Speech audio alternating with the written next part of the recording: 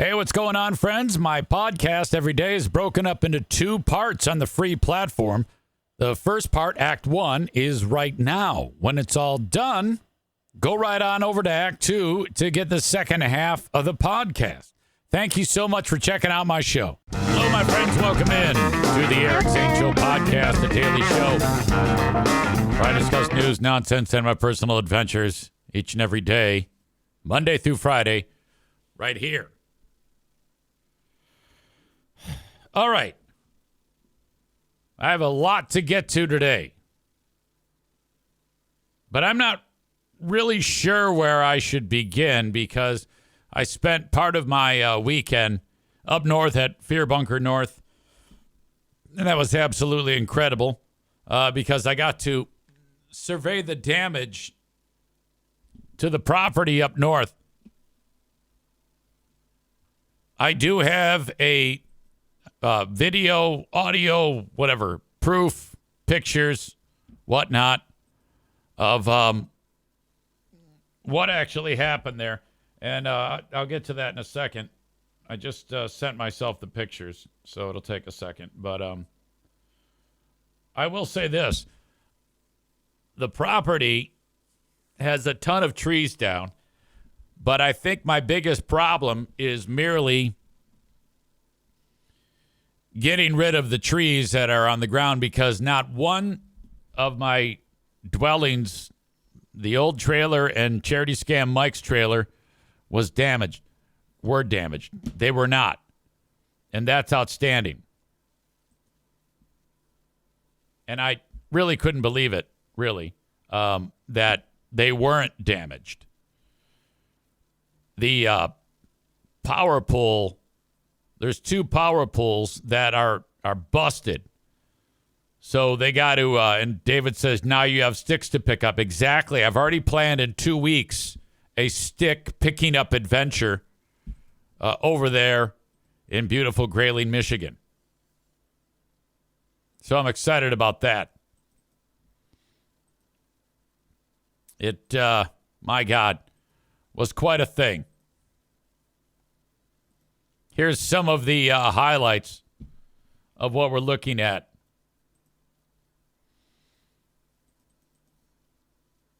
Look at all those beautiful sticks I can pick up.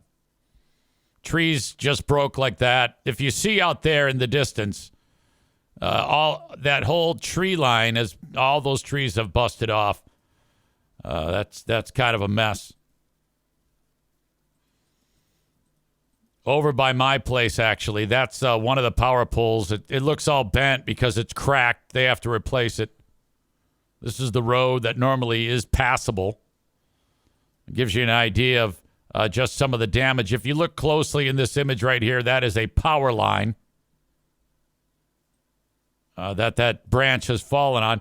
This is the power pole at the entrance to my place, badly damaged. It's amazing that it's even up. These are all tree branches that are on power lines. These are actual power lines on the ground right there. Now, they weren't energized because everything is fucked up. Another example of a power line being down. I have this enormous maple tree that's on my property that it was about it's about 100 feet high, maybe more. And I was pissed off because an enormous branch broke off of it. I was very disappointed to see that. And kind of, it damaged the tree badly. In addition, when it fell, it didn't actually land on anything, even though it was a tremendous branch.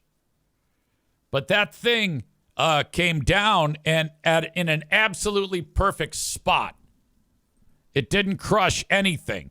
And it could very well have, because there was my old trailer and Charity Scam Mike's camper. And so this enormous portion of the tree is now on the ground, but it missed everything.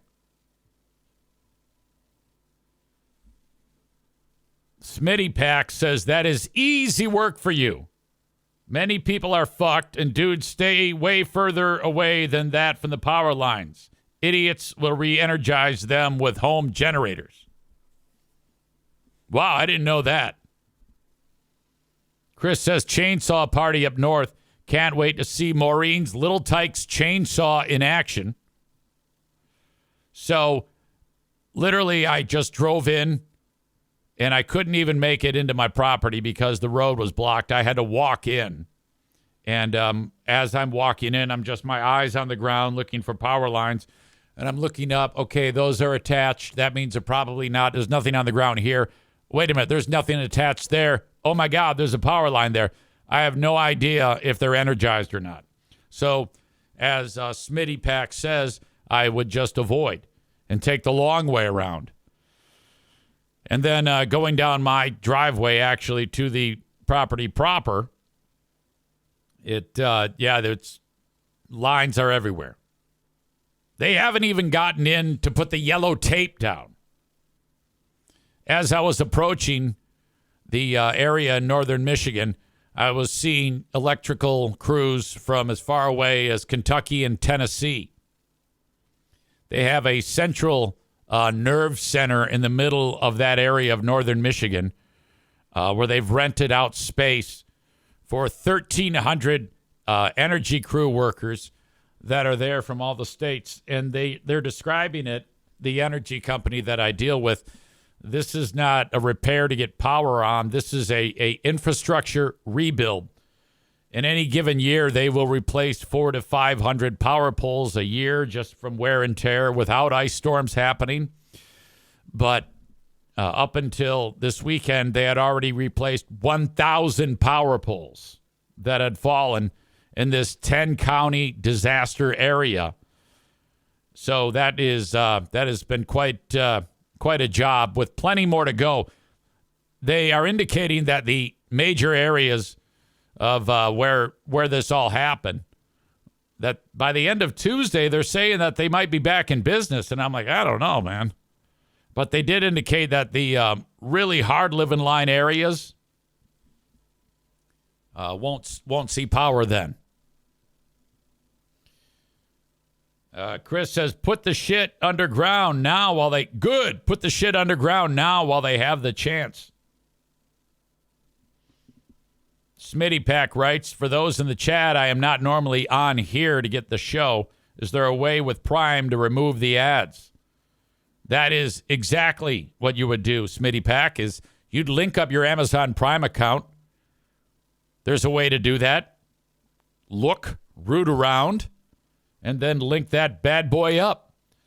Some of these folks might be able to help you as well with to fill in the blanks. Smitty Pack says, underground doesn't work, dude. It makes things way worse. You hear that, Chris? Well, anyway, it's not going to happen. They're putting the power poles in, and everything should be up and running. It was described, this 3-day ice storm, as like a hurricane that just would not leave. That level of damage. And as I approached this area, like the radio station is in a community known as Grayling, Michigan. And there was a sign, one of those billboards that you can change a message on. It said, no gasoline available north of Grayling. So at that point, that was on Saturday. And, you know, that's a week after the storm.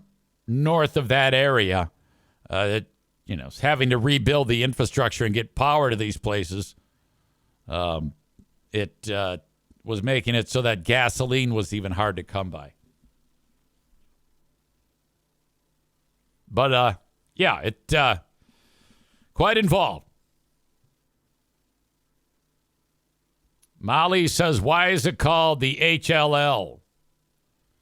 David says, well, yeah, that's the hard living line, Molly. And she says, but why? Well, the HLL, Molly, is a imaginary line between there and here.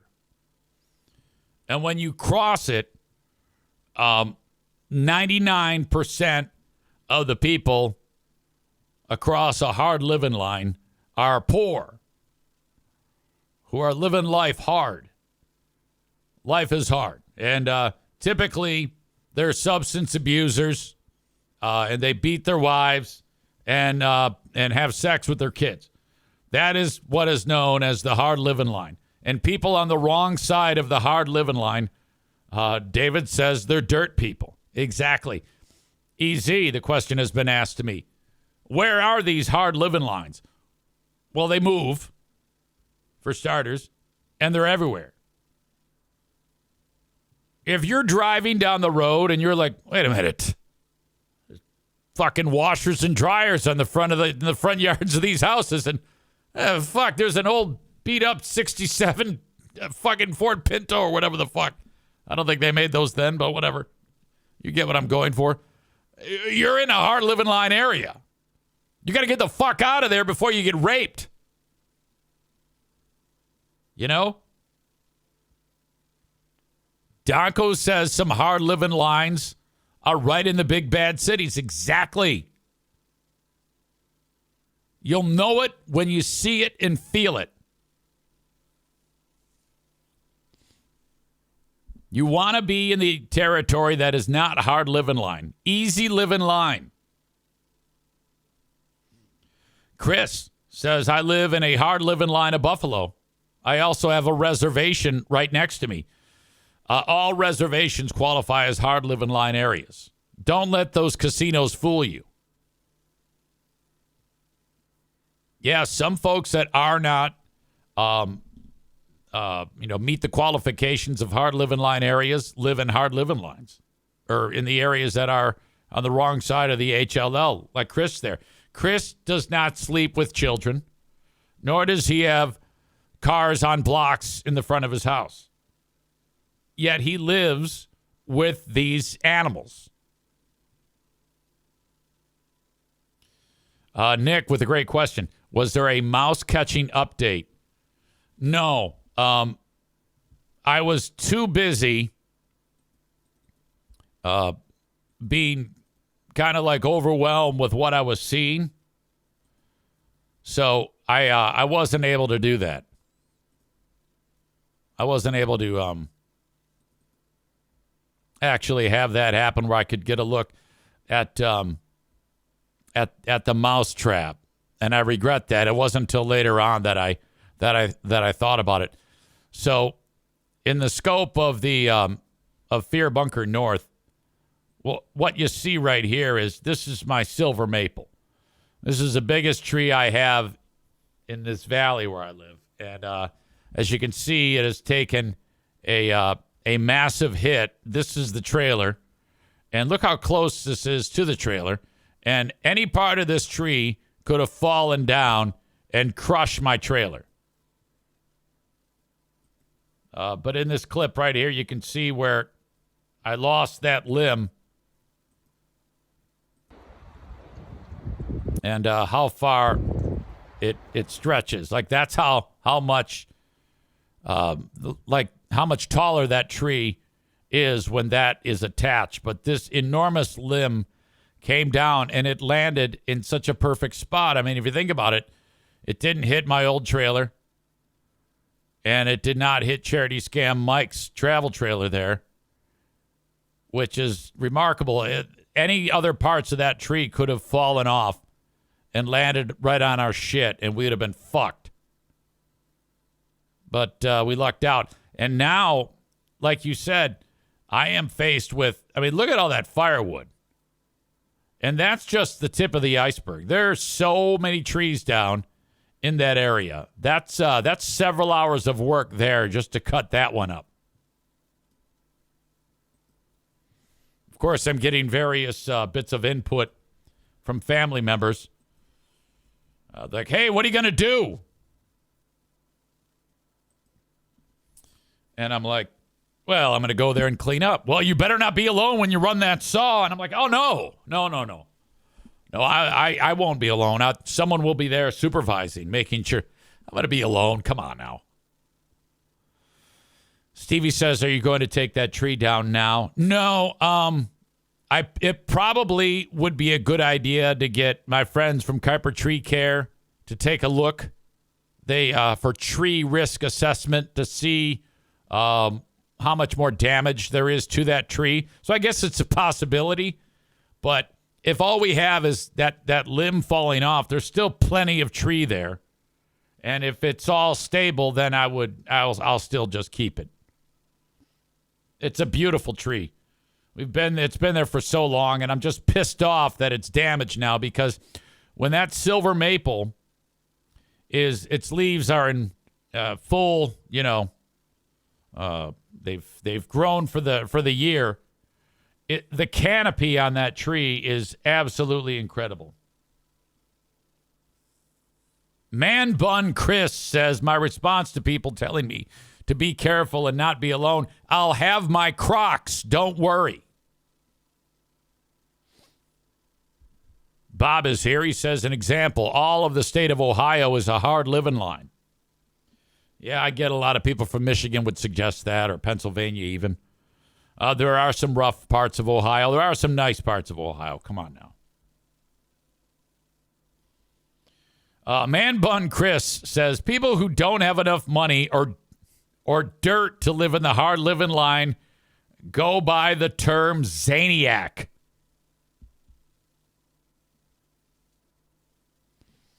Luke says, cancel the paintball tournament. We're all coming to do yard work. When I called my beloved dad and stepmother, my beloved stepmother, Joanne, I'm telling her about this. And first of all, I kept the rest of the crew who goes up north with us. Charity Scam Mike, his fam. My stepsister / sister Sue, her fam. And I send all the pictures. And then I call Joanne. And she goes, well, what are you going to do? I go, well, in a couple weeks, I'm going to clean it up. She goes, well, you need help. I go, well, Now, in truth, I don't. But she's like worried about me. When you get a certain age, all you do is worry about your loved ones. All right? So if I say that I'm going to be cutting up a few logs and cleaning this mess up, she is convinced that I'll be dead. So she's like, well, you got to get help. You have to get help. What about Charity Scam Mike and Jim Marquis? And I go, well, I mean, I don't know. I didn't want to tell her no. I'm just like, okay, yeah, you're right. You're right. But I don't want to make anybody come up there.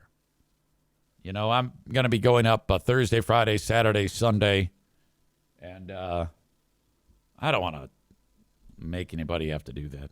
I don't even know if there's going to be power up there at that time. Maybe there will. Maybe there won't. But I've got a generator. We'll be fine.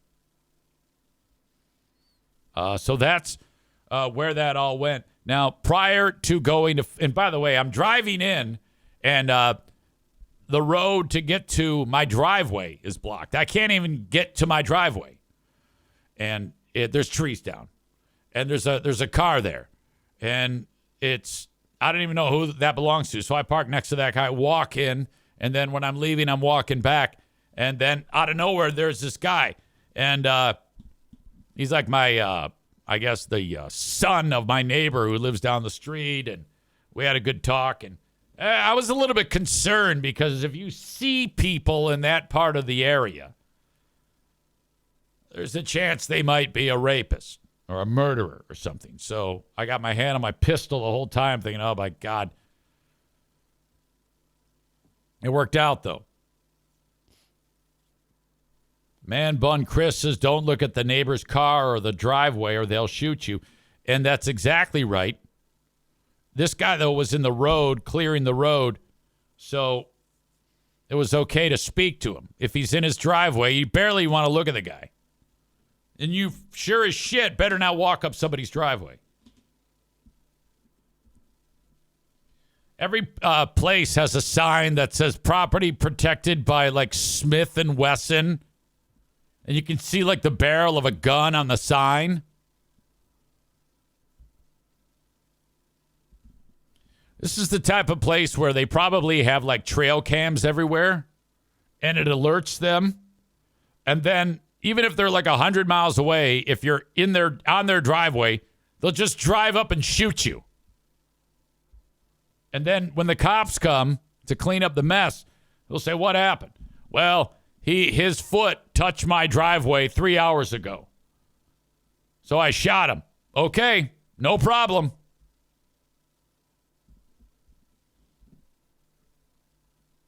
Nick says that they have signs that says, "We don't dial 911.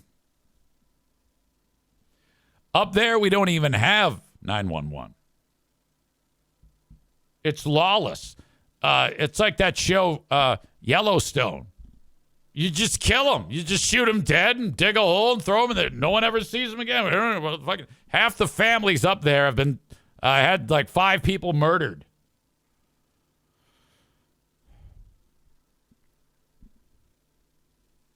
Prior to that, I was at Q100. This radio station is like no other radio station that exists. It's actually a staff. The amount of people that work at Q100 to operate one radio station is more than the amount of staff that iHeart Grand Rapids has to operate 6 radio stations. Think about that.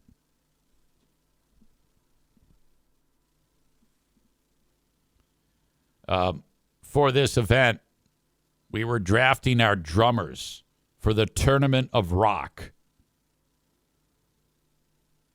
4 members of the air staff, including your old pal EZ, we draft a drummer for each round of the draft.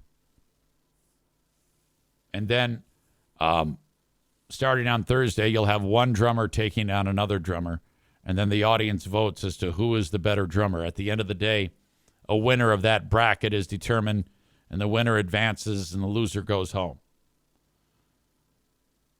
Now, I had the 3rd pick in the draft of 4. JC picked Keith Moon, which is a huge mistake because he should have picked Neil Peart from Rush. Joe Mama picked Neil Peart, but she said his name wrong. She said Neil Peart. And I go, that's not a... How can you draft him and not even say his name right? I went with John Bonham in the 1st round. Some of my drummers you won't know the names of because, I don't know. Then I picked 2nd round, Charlie Watts from the Rolling Stones. My 3rd round pick was Bill Ward from Black Sabbath. My 4th round pick was Roger Earl from Foghat. Fool for the city! My 5th round pick was Taylor Hawkins, the late Taylor Hawkins. My 6th round pick was Don Brewer out of Flint, Michigan, from Grand Funk Railroad and the Silver Bullet Band. My 7th round pick was Roger Taylor from Queen, and my 8th round pick was Max Weinberg from the E Street Band. Man Bun Chris says no Larry Mullen Jr. I don't know who that is. Is he from U2?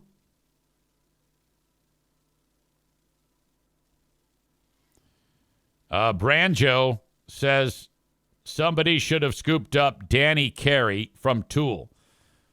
Someone did. Joe Mama picked that idiot who sucks.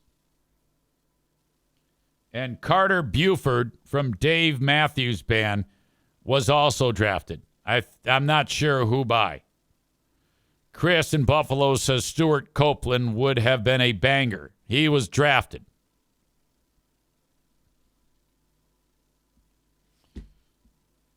I don't like Tool at all. So that's why I think Danny Carey sucks. I'd never heard of him until Saturday. The only thing I know about the band Tool is 1, they suck, and 2, the lead singer's name is Maynard, and 3, he's a dick and no one likes him.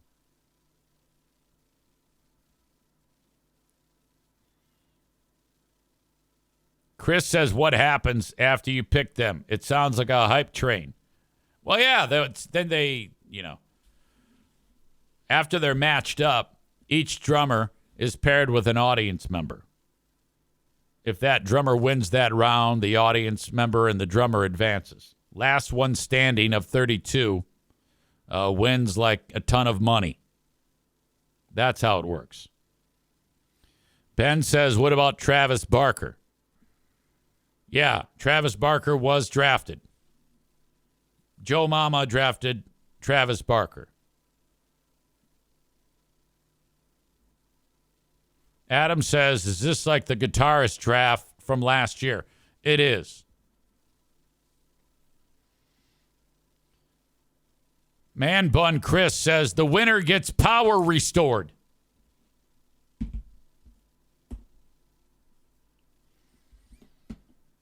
It is time to update the Fatathon.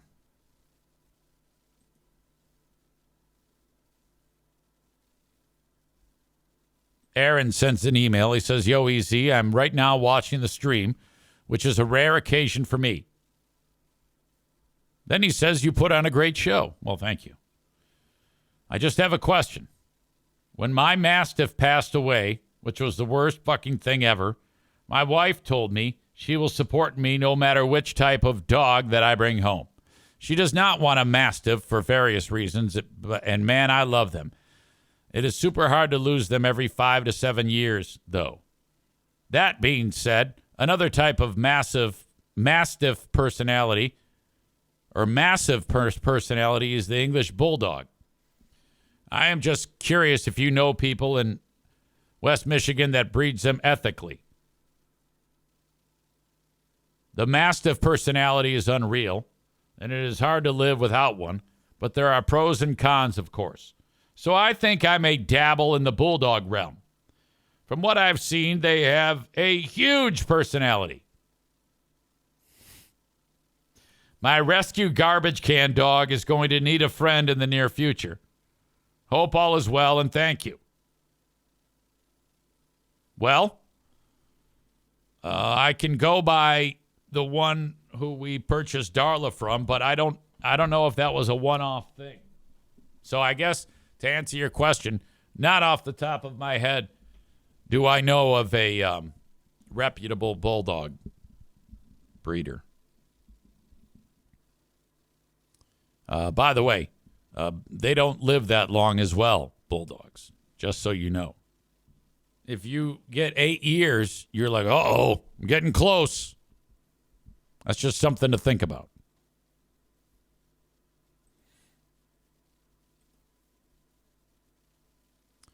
Nikki is checking in with her Fatathon update.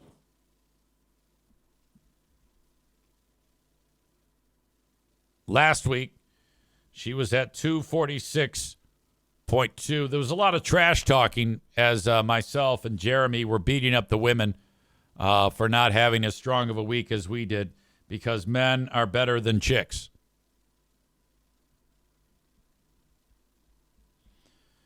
Nikki was at 246.2. She is now at 244.5. She lost 1.7 pounds. That is outstanding.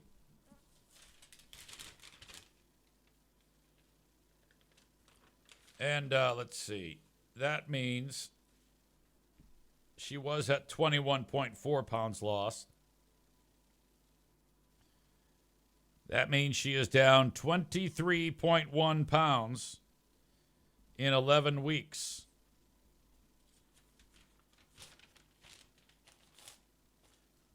Outstanding.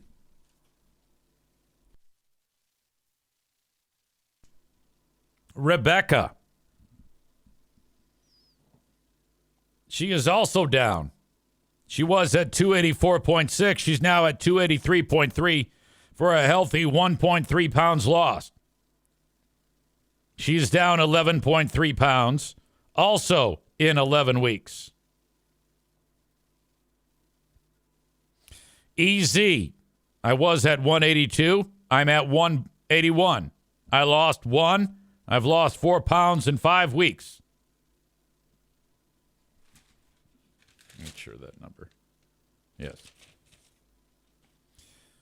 The fat on the blubber is going to Jeremy, who lost 3.5 pounds. He was at 254.6. He is now at 251.1, which means he has lost 84.2 pounds in 30 weeks. Wow. Really great. He says that next week he should be under 250, and it has been 22 years since that was his weight.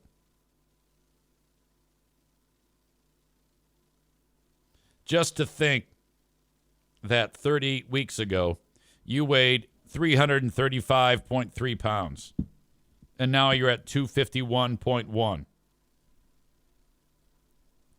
I am really anxious to hear how it goes when you see your physician. That will be quite a surprise for your doctor. I don't know if you've actually been in to see him or how that's going, but I would love to get your story of how it unfolds when you actually go in to see the doctor.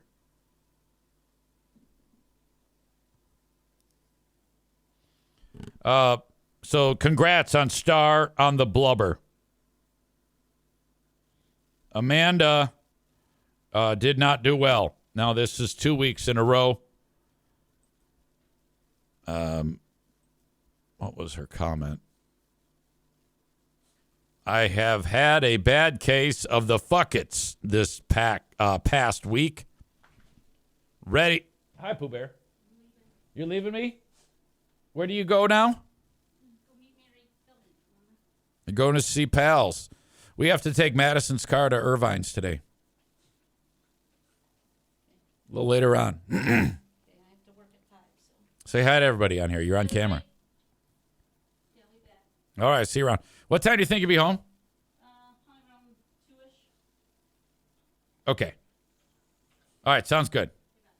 Bye-bye. Where are all the pooches? We can't have her running around. We got to either bring her in here and then, but there's a risk she might lose her mind. Why don't you let those two outside, please? And then just kind of put them in their little kennels. And then I need this door closed because you love me so much. Pooh Bear?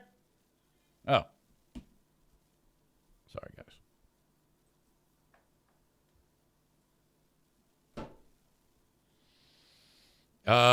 Ben Glay says, I should join Fat Fucks. I've gone from 226 to 216 in the past month.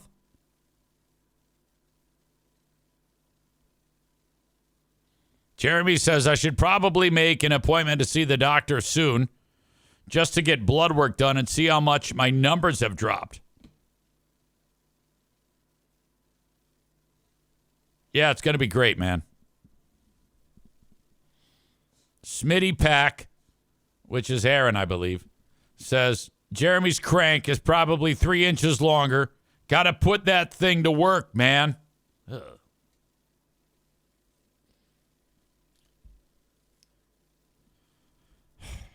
All right. Yeah, Amanda, she wrote bad case of the fuckets, and then she wrote, I'm looking ready to get back on track. She's doing mad gains. Last week, she was up 2. This week, she's up 1.8. She's going in the wrong direction.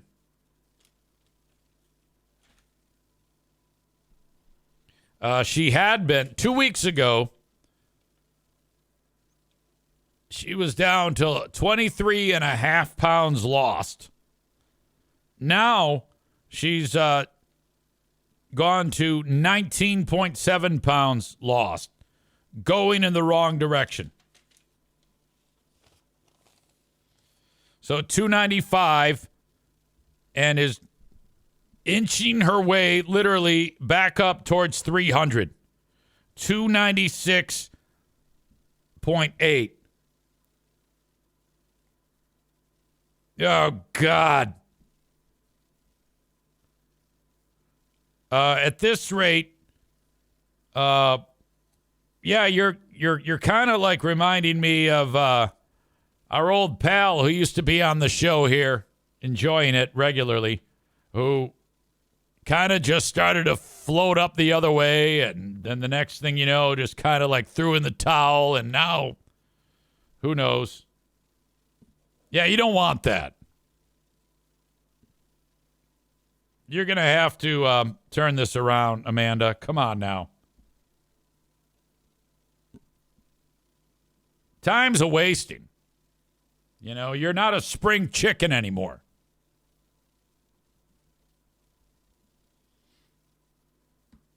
You got to put in the work. I mean, look no further than Jeremy. You know, he has, this hasn't been easy for him, and he's done this in 30 weeks after he found out that he was so not a man that his significant other cheated on him. And then his father passed away, and then his dog died, but yet he's been a machine.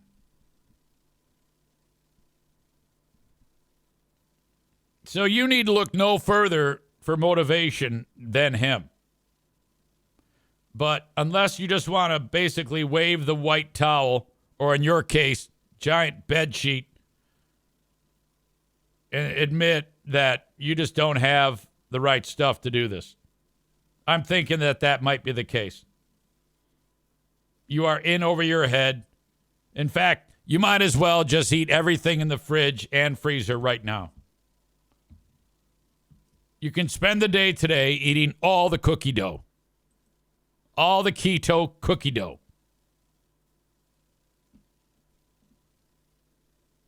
My God.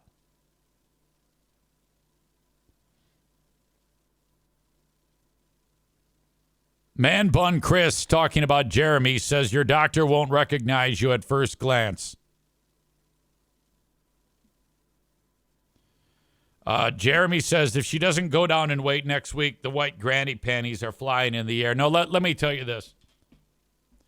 If she does not go down in weight next week, she's out. The commissioner is ruling. If you are not down next week, we are kicking you out. We're not wasting time with has-beens who just basically are giving no effort whatsoever. So you have that many days to unfuck yourself and get back after it. If not, you're gone. We're throwing you out. How would you like to be in a spot where you're such a pile of shit, you're thrown out of a weight loss group?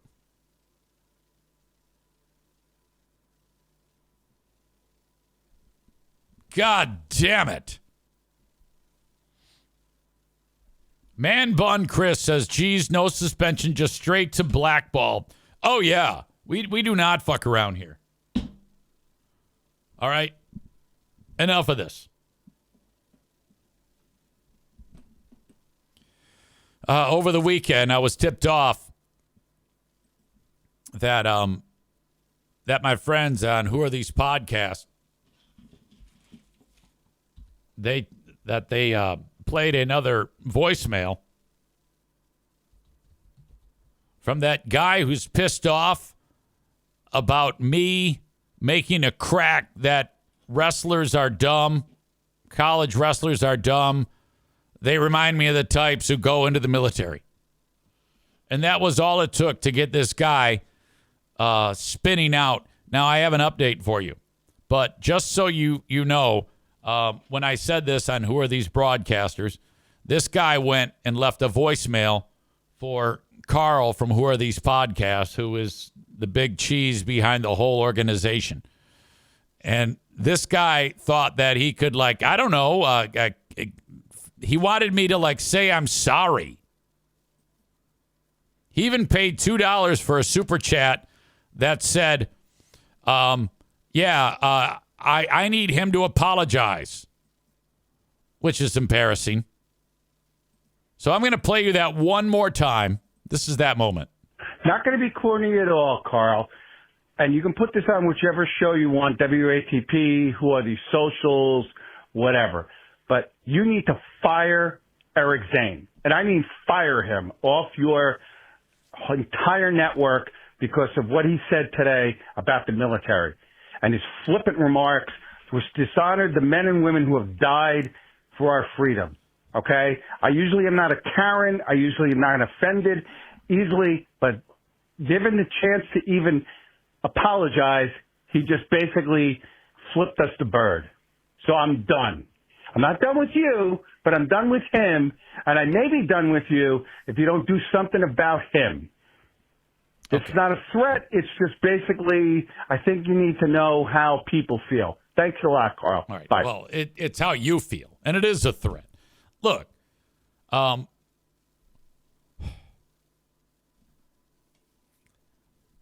this is a perfect example of I love everything that's hilarious. Make fun whatever you want, but if you say something that I don't like, then, oh, my God, everybody has to be fired. Holy shit, we need to take it all seriously. Come on now. Like I have any beef with real wrestlers or the military. Of course not. Only an asshole would feel that way. That's the point. My job is to say stupid shit like that. Well, the last week, WATB, I went on there and I said, yeah, let me amend that. When I said that people in the military are dumb, I was referring to people like Chris Kyle and Pat Tillman and, the guys who stormed the beaches of Normandy, which obviously I'm doing that because I know this guy's going to hear it, okay? Now, no one else is making a big stink about this because everybody is smart enough to know that I'm just fucking around. I don't really feel that way. And I don't even like saying that, by the way, because it takes away the mystique of what the fuck I'm trying to do.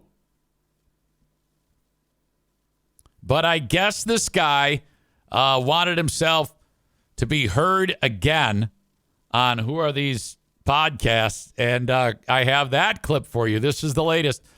And Jeremy sent this along. Thank you, buddy. I appreciate this. When you're an audio listener to WATP. Well, Carl, I appreciate that my voicemail was played. And yes, I appreciate good humor. Yes, I appreciate satire. Yes, I appreciate all that stuff. But I'm done. I'm done with your entire network. And the reason I'm done with your entire network was the fact that Zane couldn't at least, Eric Zane, okay, couldn't at least say, hey, listen, I overstepped the line. I was trying to be funny. I guess I wasn't. That was it. Okay? He's a pompous, liberal ass cunt. Okay? I'm done with your entire network unless you come out and say something official. I know you said something at the beginning of something official, as in hear ye, hear ye. Are these podcasts on last Wednesday, but last Saturday. You know what I mean. I need far, far, far more than that. I need you to really say, hey, listen, Zane was wrong. He needs to be reprimanded. He needs to be fired. It seems you're not going to do that. So fine. Okay? But do something. I don't negotiate with terrorists, sir. So this person was very upset with Eric Zane saying that people in the military are dumb. And he called back again. Hey, Carl, it's me again about Zane. I called the VFW, the American Legion, and a few other veteran groups last night. And they're ready to really, really, really lower the boom on him. Not so much you, but him. But tell you what, I'll make you a deal. Okay. Okay? You do the creep off, not this week, because I'm sure you've already done preparations for this week, but next week, on the creepiest guy on your podcast network, you do Zane, and you do him, and I mean really lambast him, and I'll back off of all of this. I think that is a good compromise. Fine.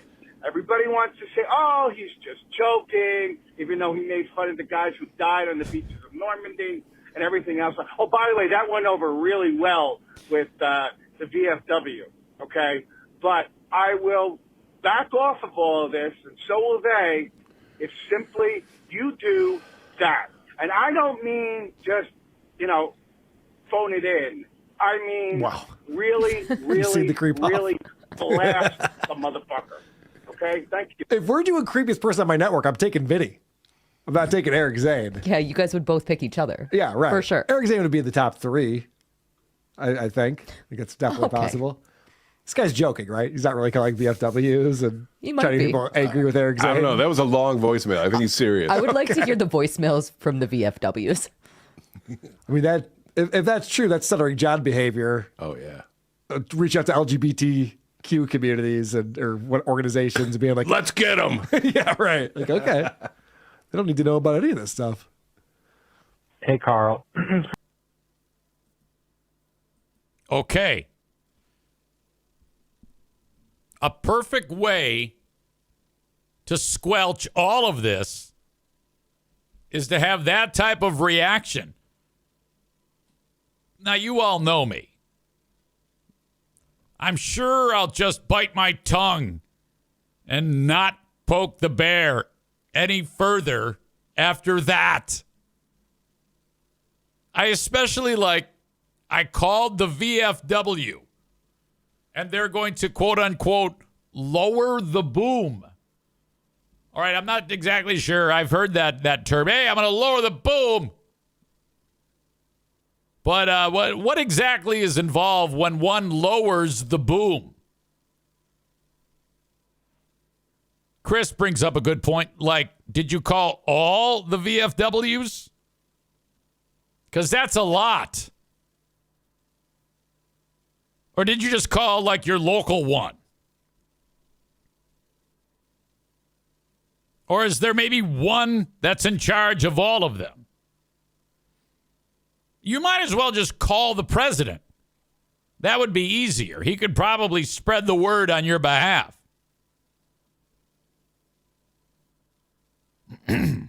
Excuse me. So Jeremy, thank you very much. He says, I heard this at 11:30 p.m. on my way back from South Carolina. I had to pull over and listen to it about 500 times. And then there was a comment that when you string together obscenities like that, that's Man Bun Chris. When you start throwing random swear words together, that's when you know they're really mad. On that first one, when he calls me a liberal or whatever the hell, that one made me laugh the most. When you're an audio listener to WATP. I want to hear that part again. Well, Carl, I appreciate that my voicemail was played. And yes, I appreciate good humor. Yes, I appreciate satire. Yes, I appreciate all that stuff. But I'm done. I'm done with your entire network. And the reason I'm done with your entire network was the fact that Zane couldn't at least, Eric Zane, couldn't at least say, hey, listen, I overstepped the line. I was trying to be funny. I guess I wasn't. That was it. Okay? He's a pompous, liberal-ass cunt. Okay? I'm done with your entire network unless you come out and say, a pompous, liberal-ass cunt. That was it. Okay? He's a pompous, liberal-ass cunt. Okay?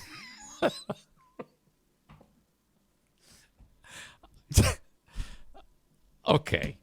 I am so happy right now, and I don't know what that says about me, but am I the only one who gets great joy when someone is this affected by something as silly as this?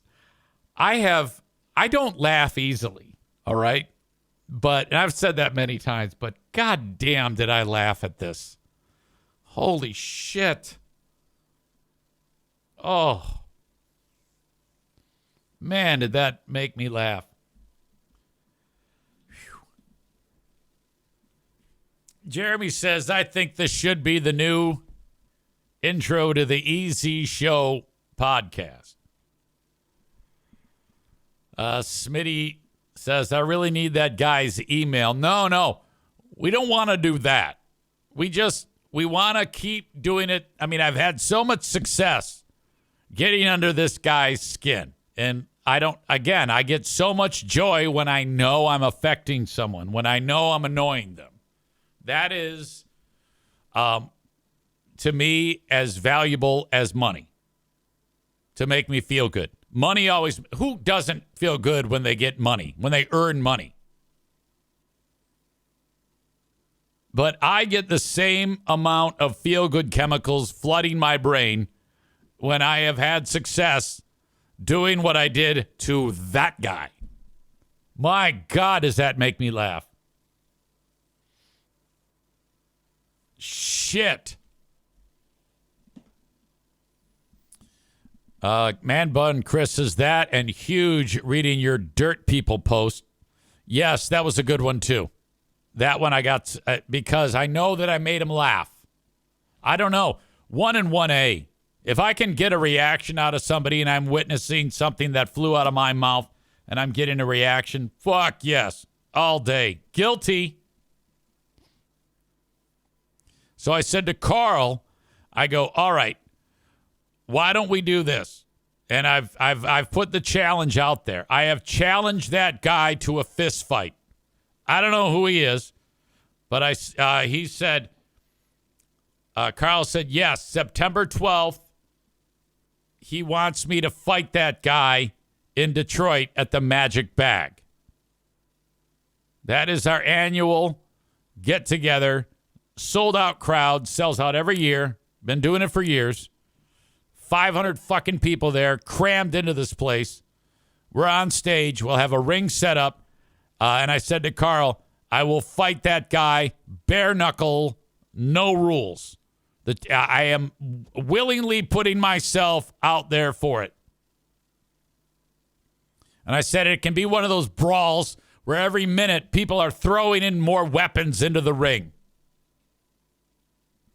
I said, I challenge all members of a representative from every war that is still alive. I will fight you at that event. So if we get a World War, and the only catch is they have to have had a limb blown off. All right. So World War II vet, I don't know if we can find a currently living World War II vet who has a limb blown off. But if we can, I will fight that guy. And then we're going to go to the Korean conflict. Again, arm or leg or all arms or all legs or no limbs. I don't care. At least one limb blown off. Korean conflict. Vietnam. That's 3. The first Gulf War. That's 4. And then I guess Afghanistan and Iraq. That would be 5.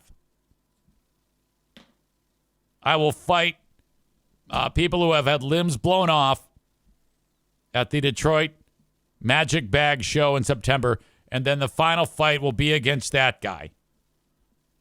Okay, let's settle it like men. Not children demanding that people get fired. In the meantime, I'm going to have fun playing that clip about 100 more times. Okay, I'm done with it. That was it. Okay, Eric Zane, okay, can at least say, hey, listen, I overstepped the line. I was trying to be funny. I guess I wasn't. That was it. Okay, he's a I like how he's saying how I should have apologized. pompous liberal ass cunt. Thank you for the reminder, Bob. I am off to do the Q100 staff meeting. I would have forgotten. I'll leave you with this. Aaron writes, I am a veteran. I am happy to tell everyone I am a veteran. Christian Megan Kelly should probably blow me. I am not a teacher, nor do I do CrossFit, so I guess I am only like 1/3 of a Karen. Bob says, will you be back around 11:40-ish? Yes, sir. All right, that is Act 1 of the podcast. Act 2 is available right after this one. Go check it out. What are you doing? Don't miss a second of it. Thank you so much.